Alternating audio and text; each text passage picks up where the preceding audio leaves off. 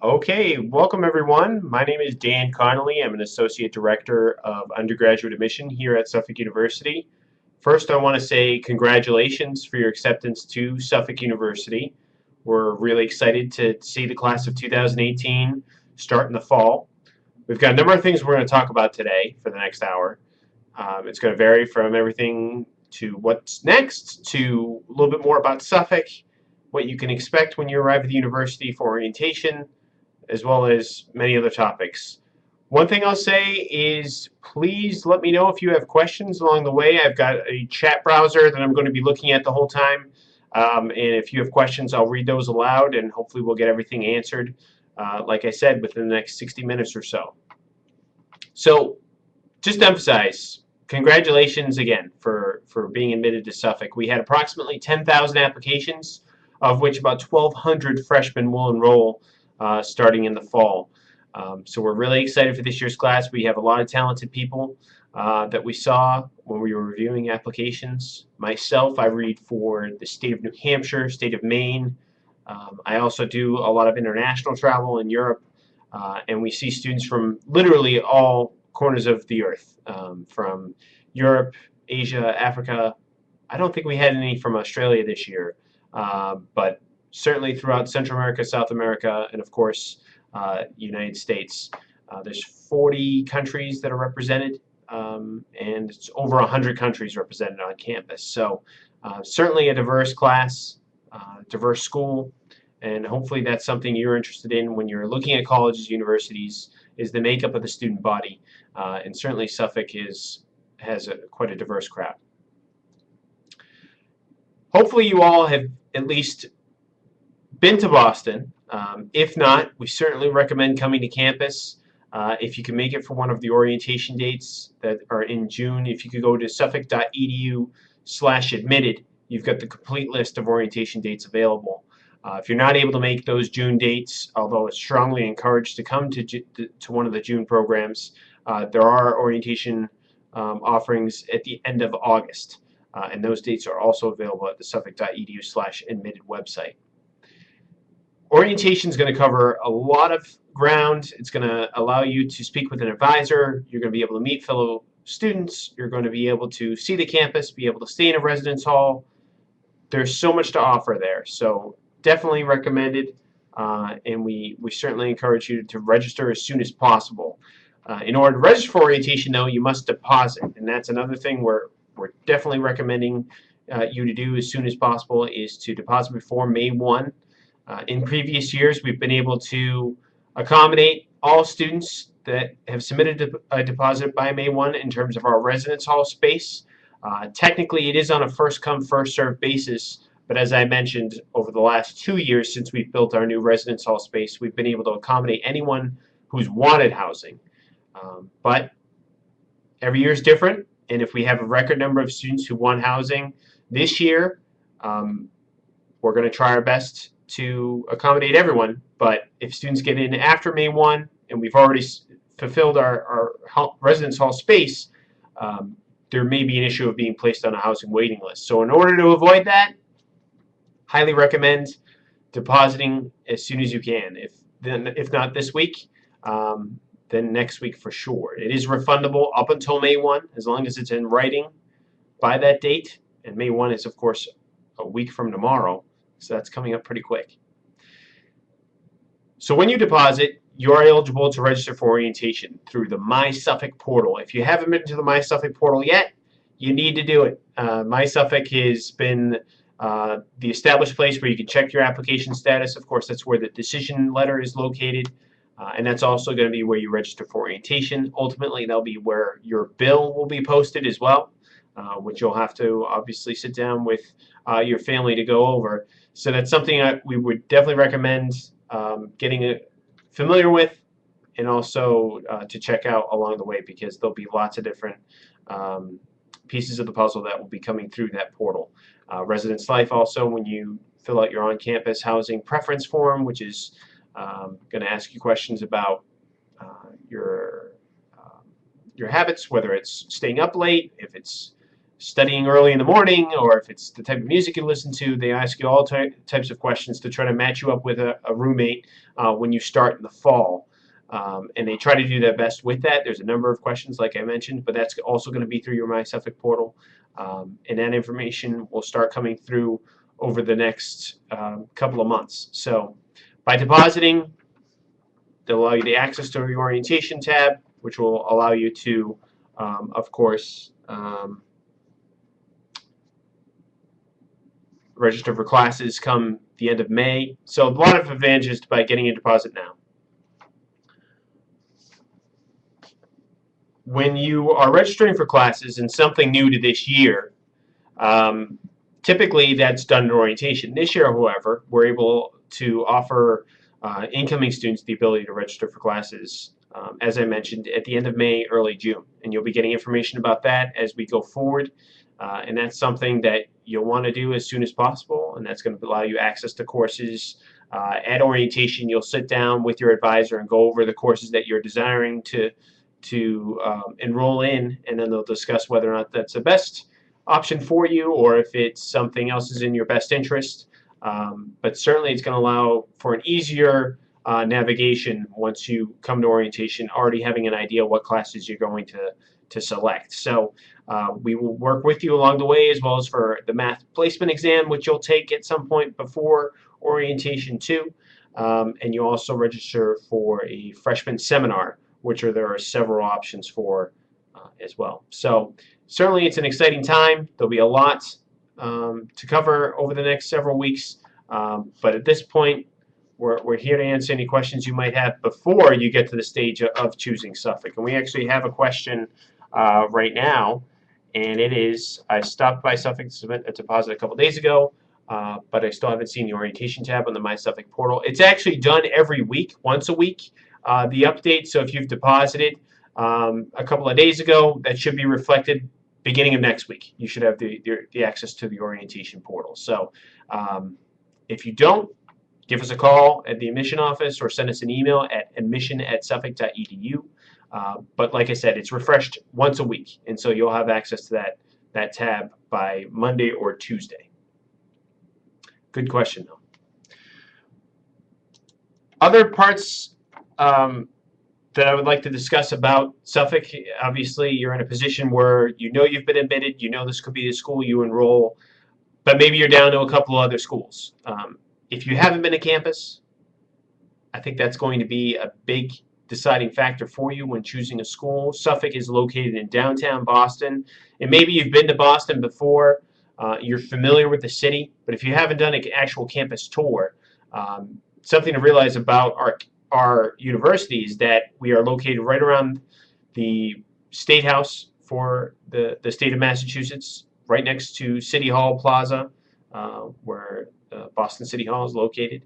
We're just a few minutes away from the North End, which is the popular Italian restaurant / bakery section of the city. We're only a couple minutes away from Chinatown. The theater district is literally right next door to where we are. There's lots of places to see within a couple of minutes of where you're going to be taking classes. And certainly at orientation, we're going to show you how to get around, where to go, and it's certainly a lot of fun. If you're bored where we are, then you're just a boring person, and there's no way to have fun for you. I highly doubt that's who's applying to Suffolk. I'm sure you all are looking forward to joining the city environment. And that's something we want our students to be exposed to right away. And so the city will become your campus. When you're in the residence hall, when you're taking classes, I mean, everything is seemingly just a few feet away. I mean, we're right in the middle, so you're never going to have to walk across the city to get anywhere. It's only going to be a radius. You'll never have to do a full diameter, which is my basic geometry lesson of the day. So certainly the city, you'll be utilizing it in a lot of different ways, whether it's your professors and the way they utilize it in their class, such as our Walking the Freedom Trail course out of the history department, where literally each class you are going to a different stop on the Freedom Trail. So you're going to the Granary Burial Ground, which is right next door to the building I'm in now, and that's where John Hancock, Paul Revere, the victims of the Boston Massacre are buried. you will go to the Old North Church, which is 1 if by land, 2 if by sea, with the lanterns in the top of the steeple to notify the British are coming. There's so much to do within the history of Boston, but also for internships. As I mentioned, the financial district is about a 10-minute walk away. You've got the 3 different courthouses in this neighborhood where we have students interning for lawyers, judges, clerks. You've got the Boston Police Department, which is located just a couple minutes away. Homeland Security is literally right around the corner from where we are. Department of Mental Health, if you're interested in psychology. Mass General Hospital, if you're interested in the sciences. Everything is within a few minutes of where you're taking class, where you're going to be living. So, as I mentioned earlier, never a dull moment. Actually, we have another question. When will financial aid packages be sent out? Actually, if you've applied to Suffolk, if you've been admitted, the financial aid packages have been going out on a rolling basis. So if you haven't heard anything, if you've been admitted recently, within the past several days, it does take about a week to 10 days to send out a financial aid package. But if you've been admitted and you haven't heard, and it's been several weeks, I would definitely follow up with the financial aid office at finaid@suffolk.edu, FINAID@suffolk.edu, and find out if there's more information available to you. There's actually the financial aid counselor. Everyone's given a financial aid counselor when they start at Suffolk. It's actually organized by last name, and that list of financial aid counselors is on our admitted page, so suffolk.edu/admitted, and you can actually look on the left side navigation, and there's contact financial services, and you can actually email your financial aid counselor directly. So I'd highly recommend doing that if you haven't heard about financial aid. If you're interested in financial aid, that'd be something I would recommend doing as soon as possible. And we've got another question. Are there any internship opportunities at the university? And absolutely we do. And I actually just started to talk about that a minute or so ago. Internships are a big part of our philosophy. We're encouraging all students to take advantage of it. It's close to 80% of our students do an internship at some point.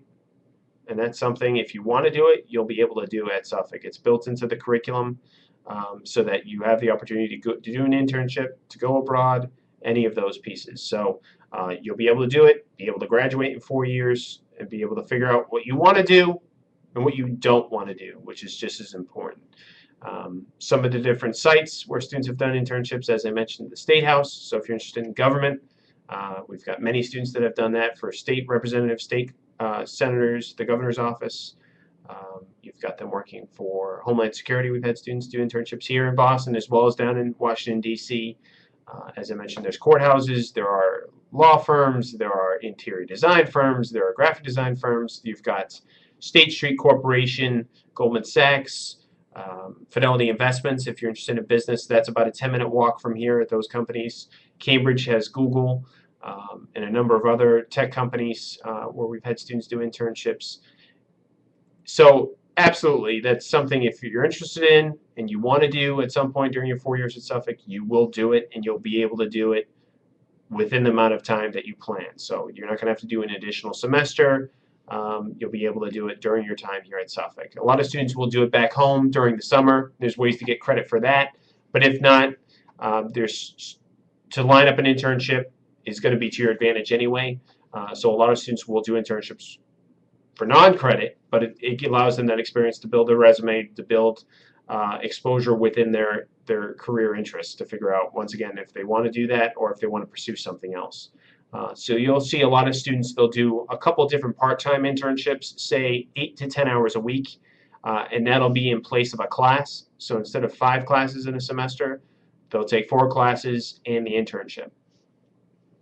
And so you've got that flexibility where you can do part-time or you can do full-time. And actually we have, I was just speaking with a student yesterday about our co-op program with the Boston Globe. And one of our students is actually we have 3 different students. They're doing a full-time internship for the Boston Globe and working for the living arts section. So he'll be doing movie reviews. He'll be doing actually some restaurant critiquing, believe it or not. So he's going to have a lot of fun. He's going to be working full time, and that's all he'll do. He'll keep a journal throughout the semester. He'll write a paper and do a presentation at the end. And he's getting full academic credit for that opportunity. And once again, since he wants to be a journalist, what better experience to work for a major publication like the Globe?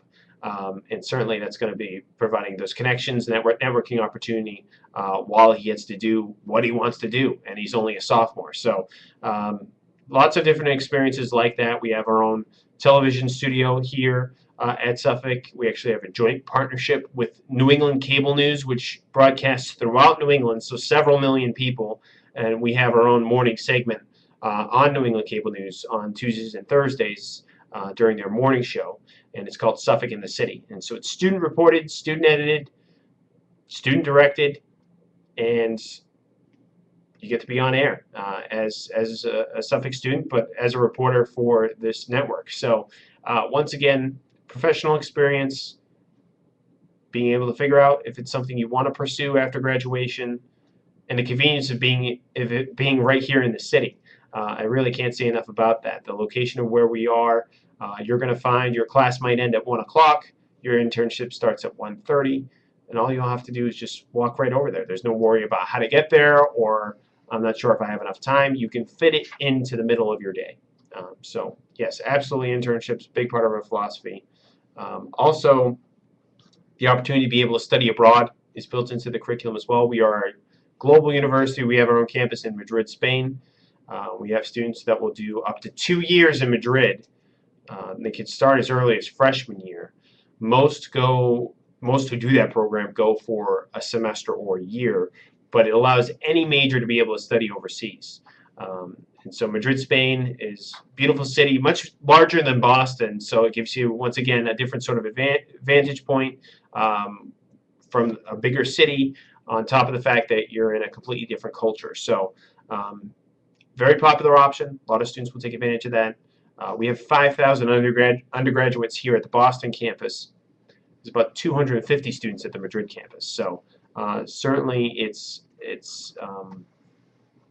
a different approach, but at the same time, you get that global experience, which is something we're heavily promoting here at the university. But if you didn't want to go to Madrid, some other popular spots: London, England, you've got Sydney, Australia, you've got Paris, France, you've got Dublin, Ireland. There's lots of different spots. There's 30 countries where you can study, and I believe 50 partnerships throughout the world. So some of those countries have multiple spots where you can study, such as Italy, or, as I mentioned, England, Ireland, Germany, China. I mean, you name it, chances are we've got a program set up there. So it allows, once again, students to be able to choose where they want to go and be able to pursue a specific path that they choose, not what someone else has done for them, but what they're comfortable in doing and what their interests are. But once again, built into the curriculum, so you're not going to have to do an extra year or a semester. You'll be able to graduate in 4 years, be able to do an abroad experience, and also be able to do an internship. Some students do an internship abroad. We've got programs set up in Madrid, London, I believe Paris, and there's a couple other spots as well. So certainly, if you have questions about any of that, let me know. Once again, it's a very popular option here at the university. About 40% of our students go abroad at some point. And like I said, close to 80% do an internship. So if you're interested in any of that, fire away your questions. Happy to answer them. Another big piece of the Suffolk experience is getting involved. And that's something, as you're going forward as an admitted student, you'll think about how to meet people, how to get the most out of your experience at the university. And getting involved is going to be a big part of that. We have over 80 clubs and organizations, something for everyone. Everything from academic societies to athletics. There's 13 varsity sports at the Division III level, to club sports like 3-on-3 basketball, mini golf, bowling, table tennis I think is another one for intramurals. Club sports such as cheerleading and ultimate frisbee, so you'll play against other schools, but it's not regulated by the NCAA.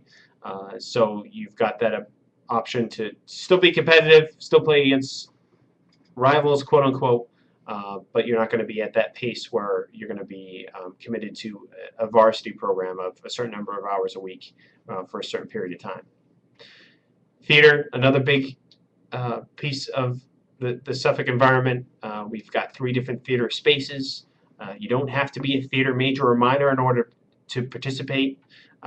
There's programs throughout the semester. There's our performing arts office, which has different singing groups, a cappella groups, chorus. You've got dance teams. There's so much to do just in that one department. Improv, comedy. There's schedule misconduct, which is our like SNL, Saturday Night Live type group, and then you've got the improv team, which actually competes and actually was ranked in the top 5 in the country, which I didn't realize was ranked, but they are ranked nationally. So something for everyone. Heavily encouraged once you get here at Suffolk. Like I said, great way to meet people, but also a great way to get the most out of your experience. Another question that we just got is how are the students' daily schedules? What do they look like? The timing? And actually, you have control over that as a Suffolk student. You have control over your schedule and when you have classes. So we have some students that do not like to get up early, and so the earliest class they'll have is 10 a.m. We have some students that put all of their classes into a couple of days, and so they might have classes on Monday, Tuesdays, and Wednesdays, and then have Thursdays and Fridays off. So depending on how you want to structure your classes will be really up to you. And of course, you're going to be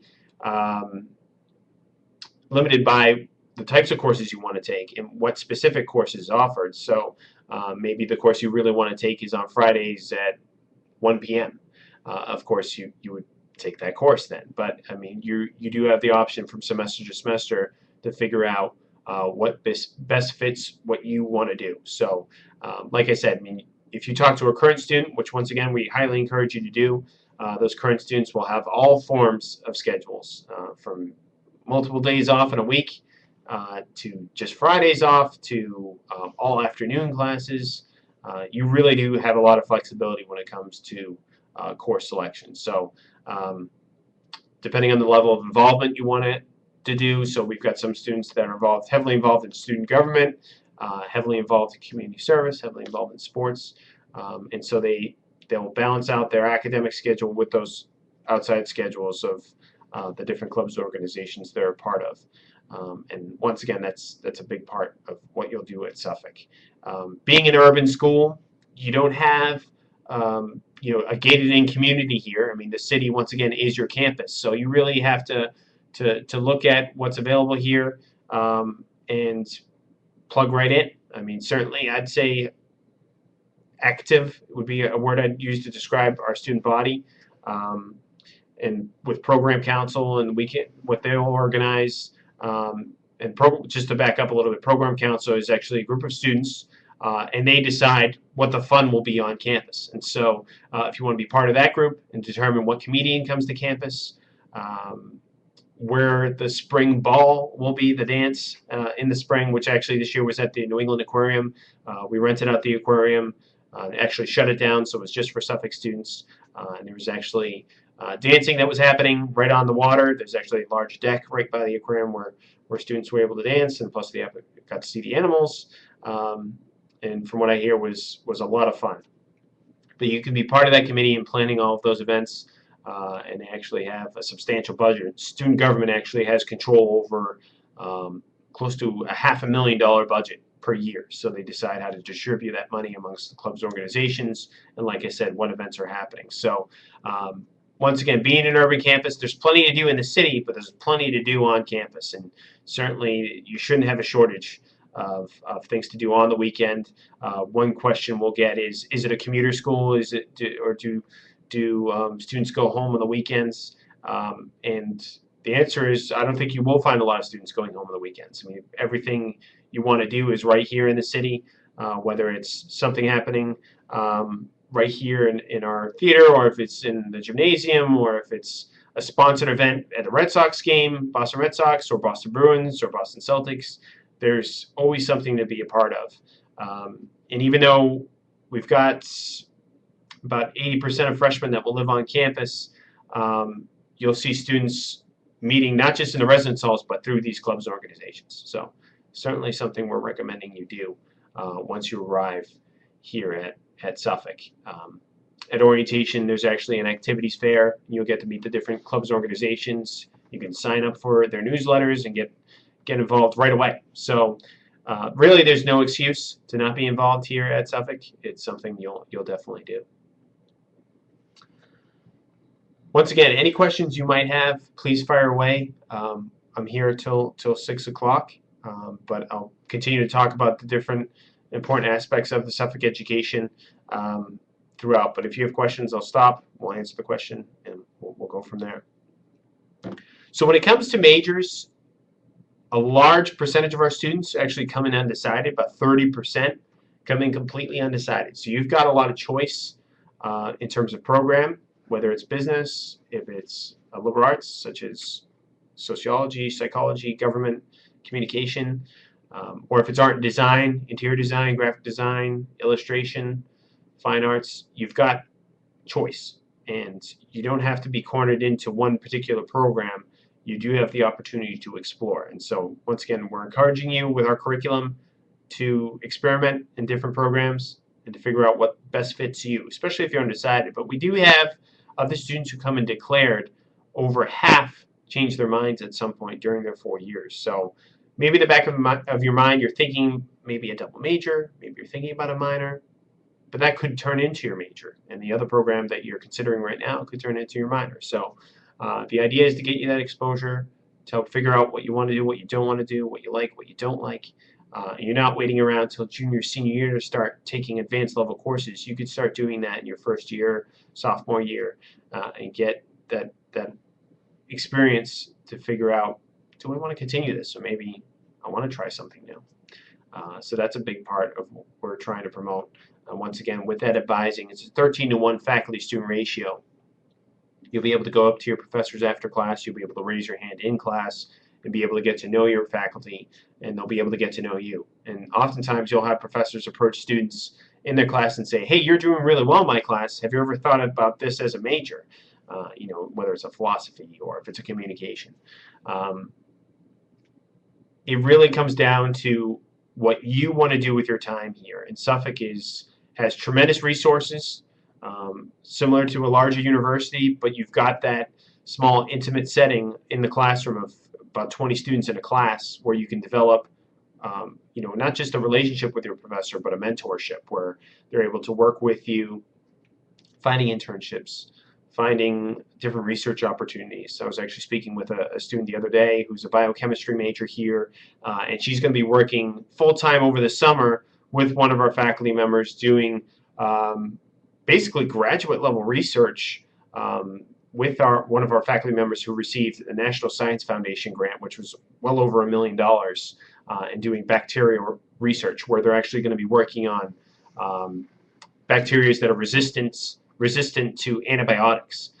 So, I mean, for me to hear that a junior in college is doing that kind of level research, it's pretty impressive. At a lot of major universities, a lot of major research universities, that's going to be hard to do. Where at Suffolk, because she's able to develop this relationship with her faculty, she's able to pursue this over the summer and be able to work full time and get paid for it.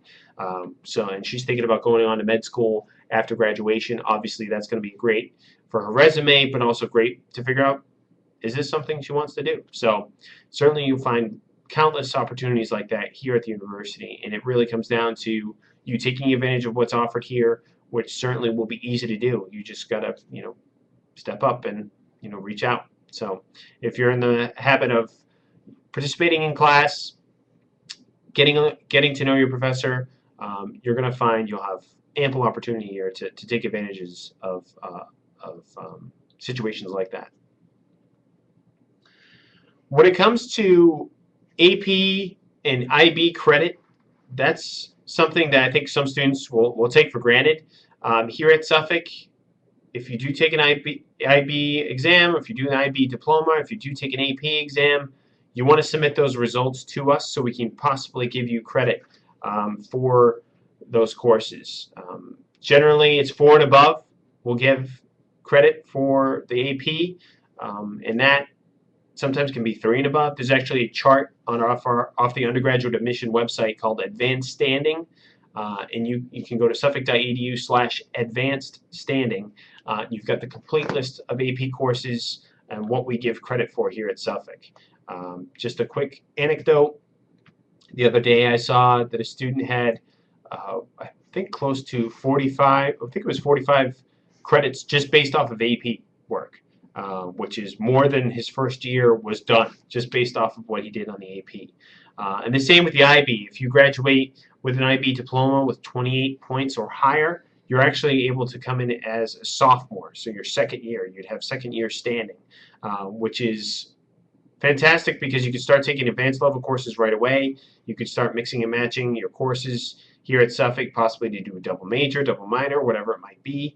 But also it saves money. If you're already completed a whole year here at the university, that's going to, of course, save you a full year of tuition and room and board. So when it comes to that, if you are interested, definitely contact our office, the undergraduate admission office, and we can help point you in the right direction and give you an idea of what will count. And of course, if you decide you're coming to Suffolk, submitting those score reports to us, and that way we can give you the credit you deserve. So keep that in mind as you go through the process. As I mentioned, when you deposit, you have that opportunity to register for orientation. And at that point, you'll actually have the opportunity to register for classes.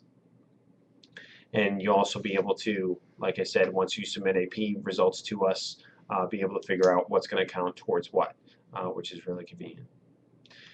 As far as financial aid, if you've yet to hear, I know we had a question earlier on about not receiving a financial aid package, definitely reach out to our office at finaid@suffolk.edu, or you can give them a call. Their number's right up on our website as well, off the suffolk.edu/admitted page. When you apply to Suffolk, you're automatically considered for merit scholarships. There's no separate application that you have to fill out. If you're a transfer student, you're interested in applying right now, you can also apply for scholarships when you send your application. So it makes it a relatively seamless transition when it comes to merit aid. When it comes to the need-based aid, you want to make sure you fill out the FAFSA form. So if you haven't done that already, and you're a U.S. citizen, then the FAFSA form is what you'd want to do. For international students, they're not eligible for need-based aid because the federal government will not supply need-based money for those outside of U.S. citizenship.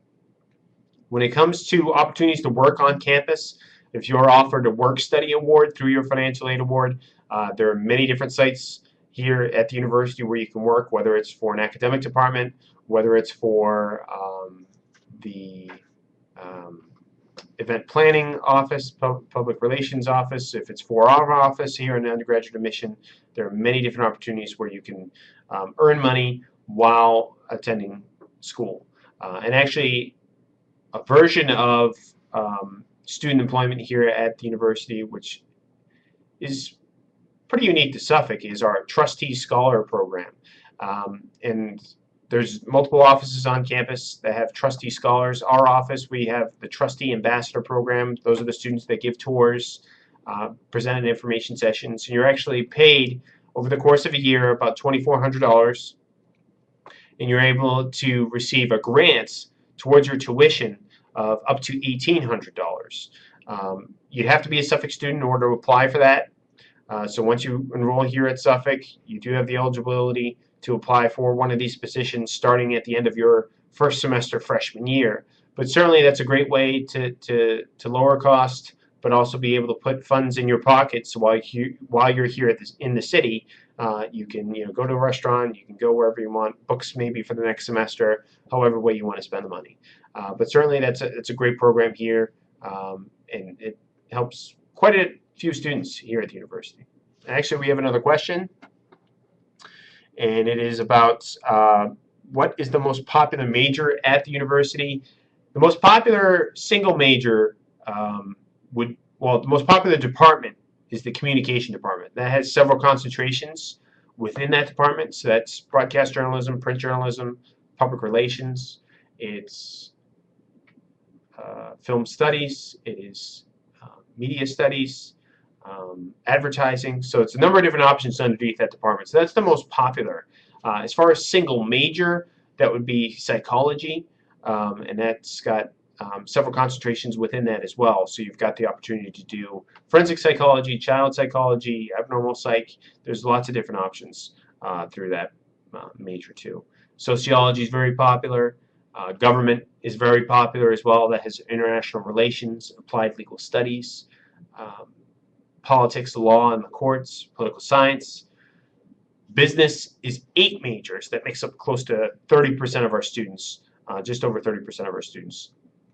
That's everything from accounting, marketing, management, entrepreneurship, finance, information systems. So you've got a lot of choice within the business school as well. But even though there is a business school and a college of arts and sciences, you can blend between the two pretty seamlessly.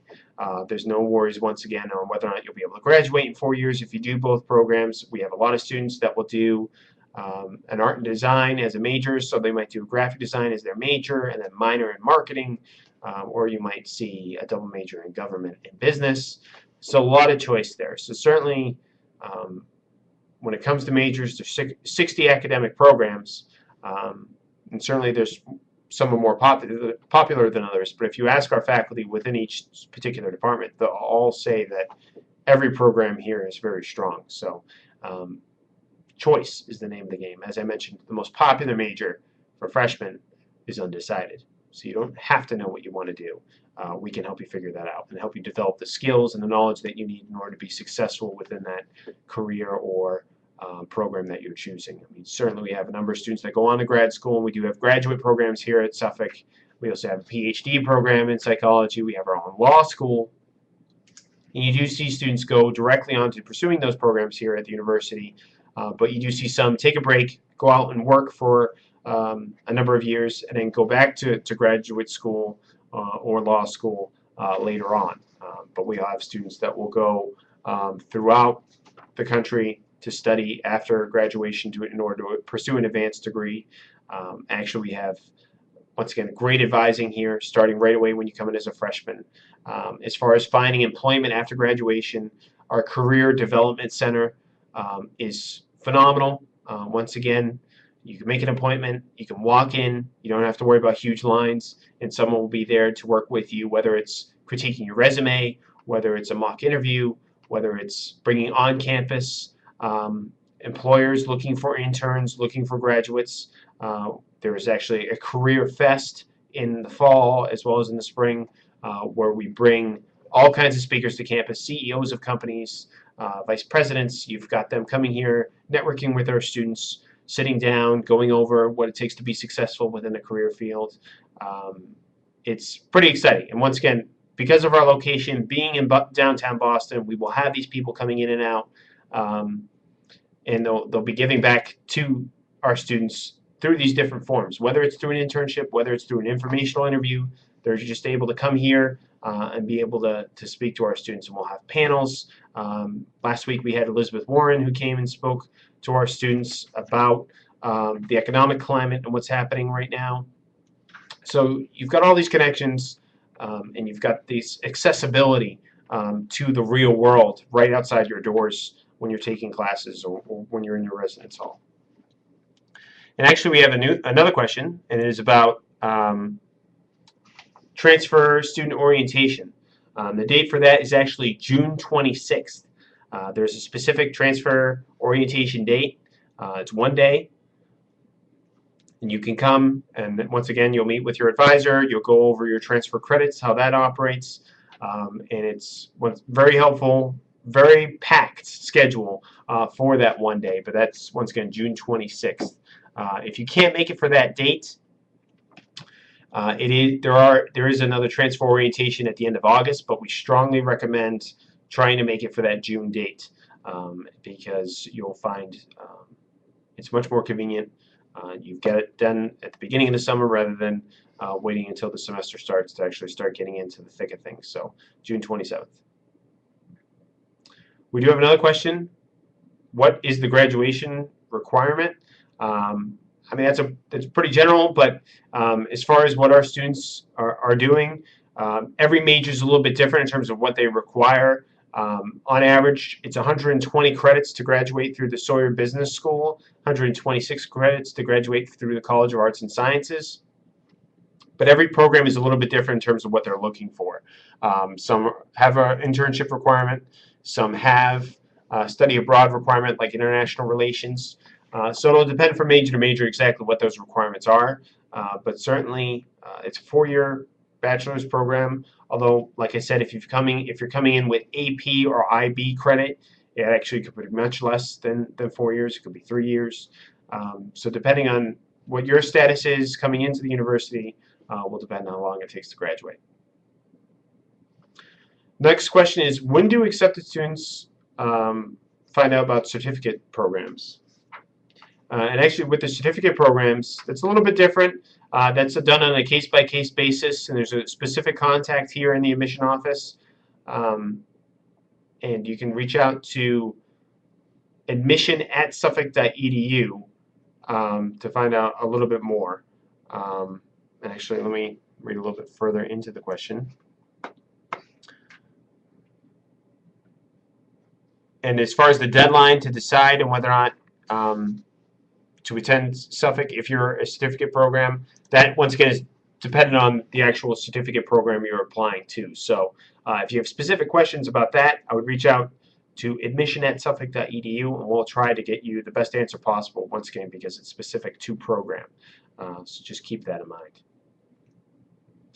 Thank you for the questions. I hope they continue as we go along here. We've got another 20 minutes, and we'll try to fill that time with other topics that we have. One thing I want to emphasize over the summer is to start planning, especially if you're living on campus. Utilize our residence life web pages to figure out what you need, what you don't need. Stay in contact through our office, through the residence life office, through the orientation office. At orientation, they're going to go over a lot of different things with you, and they're there to help. So definitely utilize their resources by sending an email, giving us a call if you ever have questions. It's very convenient. When it comes to Boston, to come back to that, because I mentioned at the beginning, but I want to sort of come back to it because there is so much going on. There's 200,000 college students in the city of Boston. It is known as the ultimate college town, and it's that way for a reason. Literally, you get discounts to almost everything in the city. So that's shopping, it's sporting events, it's concerts, it's theater, it is parades that you'll be going to. I mean, literally, there's so much to do while you're here. You'll find that there's something designed for the college student because 20% of the population is in school. The city knows that that's a big part of its economy. It's a big part of who's here. So they're constantly looking at different venues, different experiences that the college-age student will enjoy. So keep that in mind when you're thinking about Boston. You won't just be interacting with other Suffolk students. You'll be interacting with students from other schools. There's 50 colleges and universities in the Boston metro area. You'll be interacting with professionals out in the field. I've got students that will say that they bumped into the governor of Massachusetts. They bump into lawyers carrying their files to the courthouse. You constantly will be interacting with professionals, with students, with the residents of Boston. And actually, we have another question. If you are a commuter, do you have to join new student orientation? The answer is yes. You will go orientation as a commuter student. You'll be sitting in, and actually you'll stay overnight in one of those June programs, unless you're a transfer student. There's only the one-day program for transfers.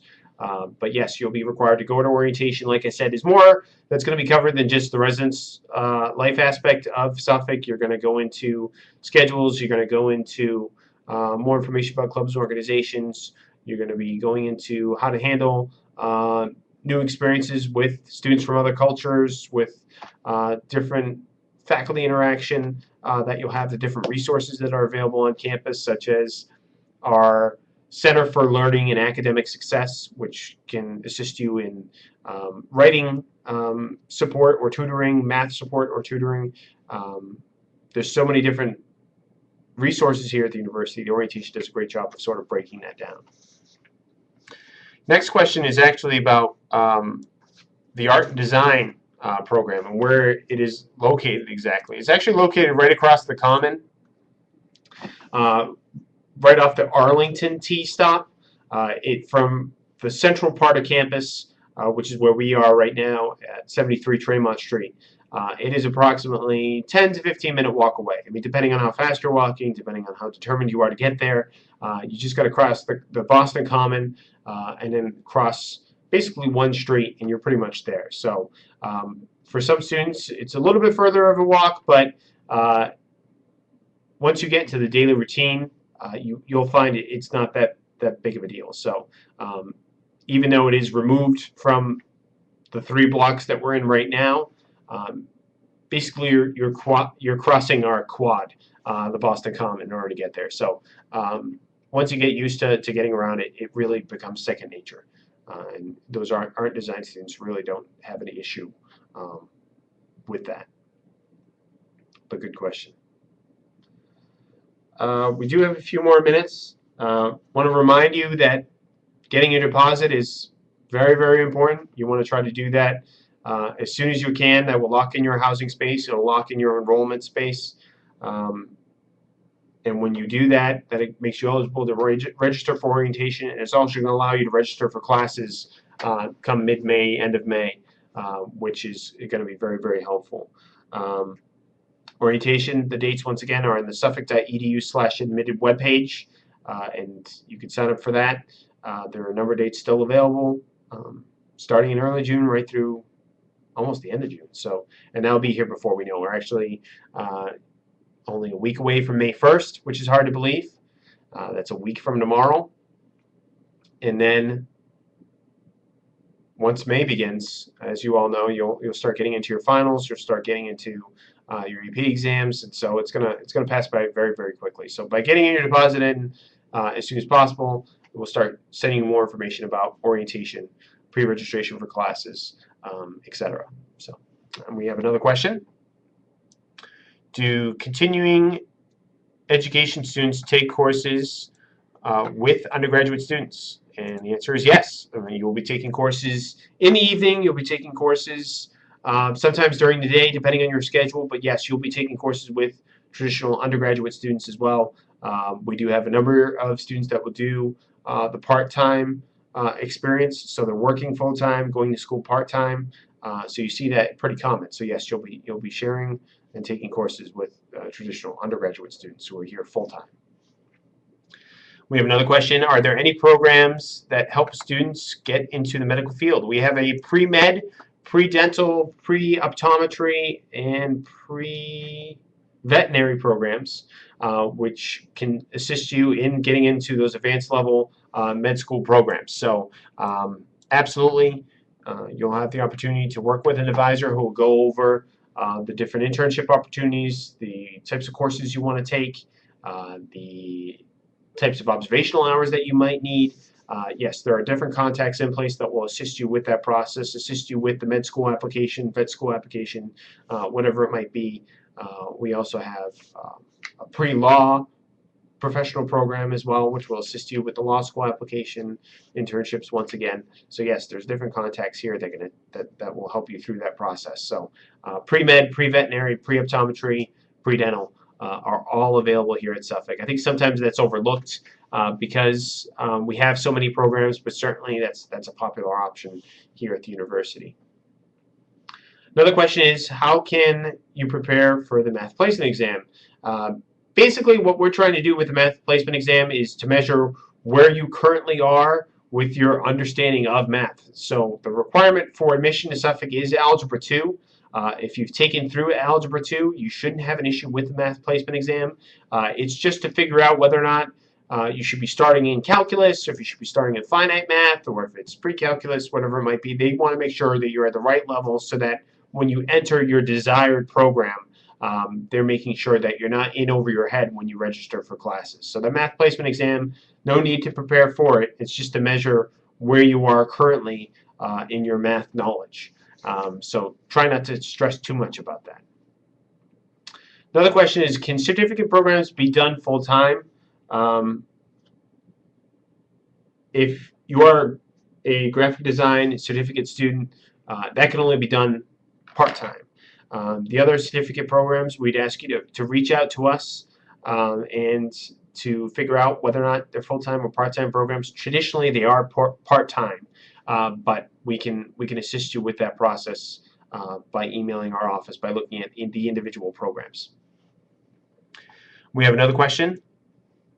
Is it common for undergraduate students to go on to Suffolk Law School? Certainly, we see a number of students that will do that. They'll go directly on to Suffolk Law. We actually have a 3+3 program where you can do your undergraduate in 3 years and do a law school, the law degree in 3 years, so it saves you a full year of tuition and, once again, of time. So we've got a great partnership with them, but we do see a lot of students that will go elsewhere to go into law school. Maybe they want to change pace. We've got students that have gone to University of Chicago, DePaul. Some have gone out to California, UCLA. Some have gone down to the southern states, Midwest. I've already mentioned that with Chicago, but certainly you've got lots of options. If you want to continue here at Suffolk, that's probably the most popular law school option, but you will have the opportunity to look elsewhere if you'd like to. And as I mentioned earlier on, you do have a number of students that will go out and work full-time for a couple of years, then return back to school. And actually, the average age for a law school student is, I believe, 26. So usually you do see a delay in between when students are pursuing their undergraduate program to when they go on to law school. So, but it's a possibility.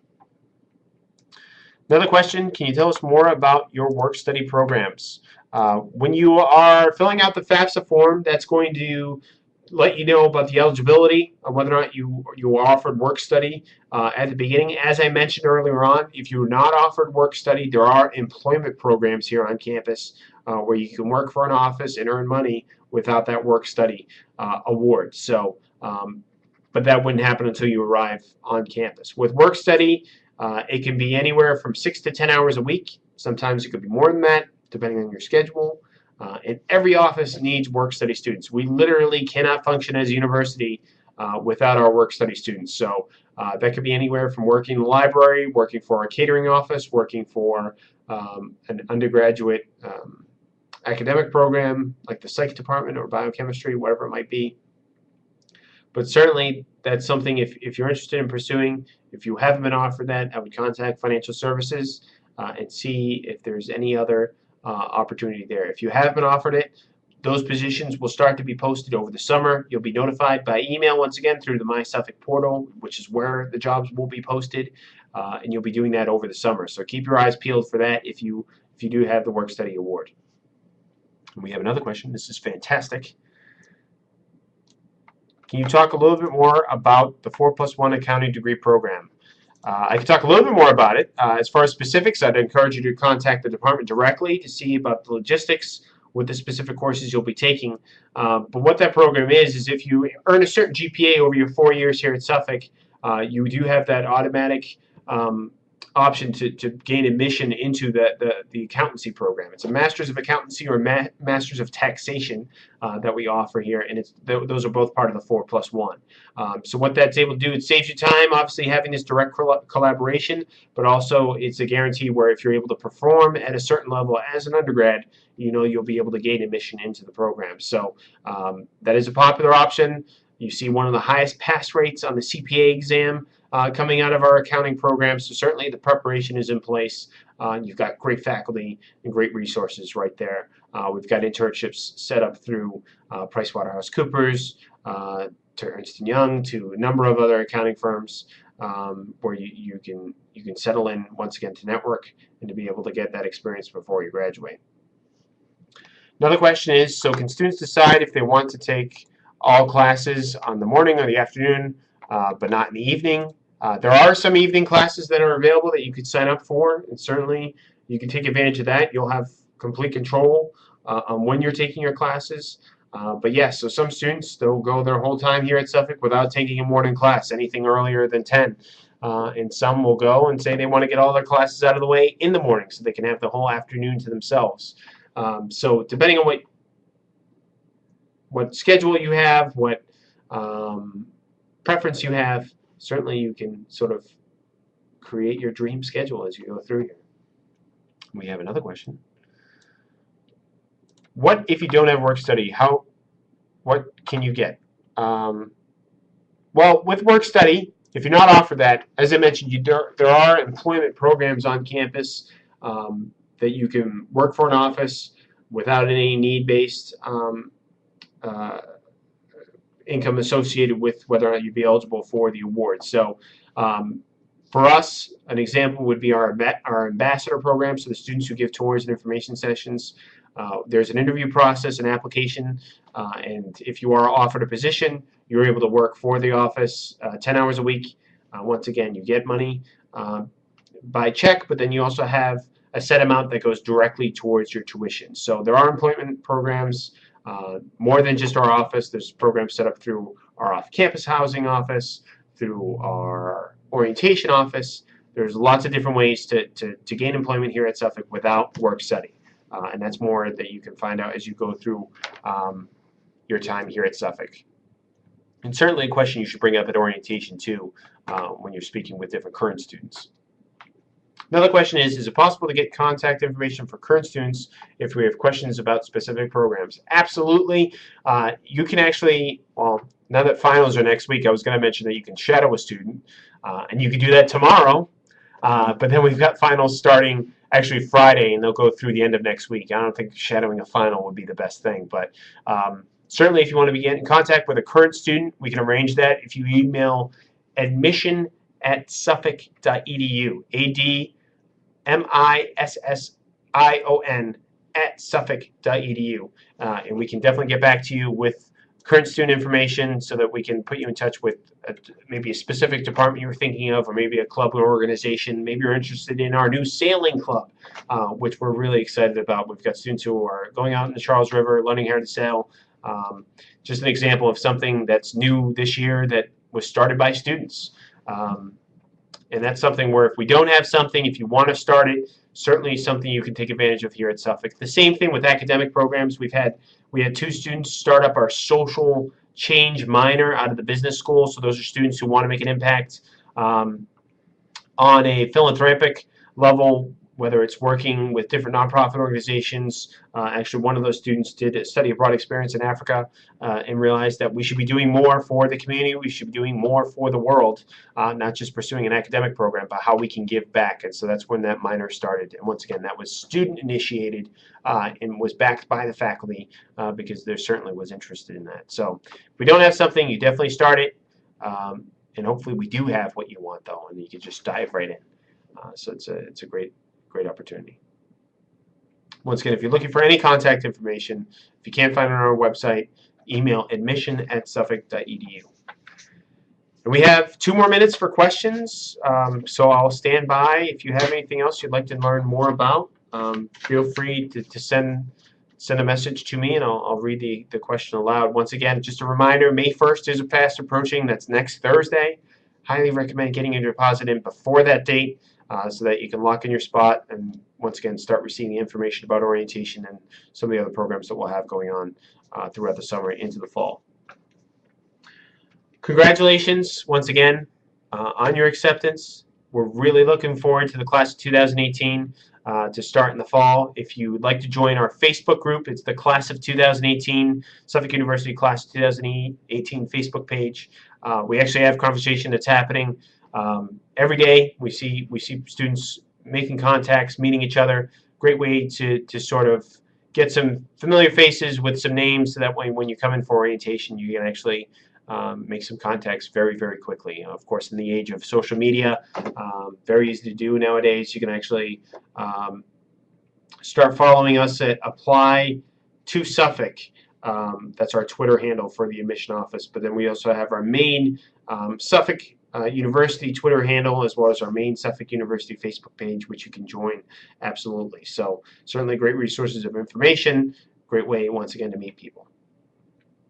And with that, if there's no other further questions, we're actually going to close the presentation. I hope you have found this helpful as you start to narrow down your search. Maybe, hopefully you've already narrowed it down to us, but if you're down to a couple of schools, if you need any additional information, do not hesitate. Give us a call, send us an email. We are more than happy to work with you as you start to figure out where you're going to spend the next 4 years of your life. Obviously, it's a big decision, and we want to be here to assist you in anything you might have questions about. Once again, congratulations, and we look forward to seeing you at orientation and, of course, on campus in the fall. Good luck.